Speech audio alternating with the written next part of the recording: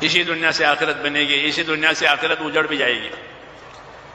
کہ اگر اپنے اسباب میں اپنی خواہشوں کے ساتھ آدمی استعمال ہوا تو وہ اپنی صلاحیتوں کو برباد کرے گا، اپنی خواہشات میں، من چاہی میں.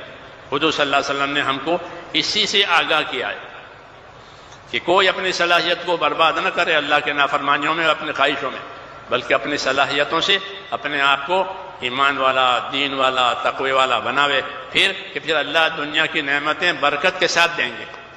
یہ بھی دستور ہے اللہ کا کہ جب ایمان اور تقوی اندر آ گیا تو اللہ نعمتیں بھی دیں گے اور برکت کے ساتھ دیں گے. دو طریقے سے دیتے ہیں، برکت کے ساتھ بھی دیتے ہیں، الجھن کے ساتھ بھی دیتے ہیں. الجھنوں کے ساتھ دیں گے. بہت دیا ہے لیکن بہت الجھن ہے. صبح کا ہوتی ہے، شام کو ہوتی ہے، پتہ نہیں چلتا، اتنے الجھن ہیں. نیند نہیں آتی، نیند کی گولیاں کھاتے ہیں. کیوں؟ الجھن ہے.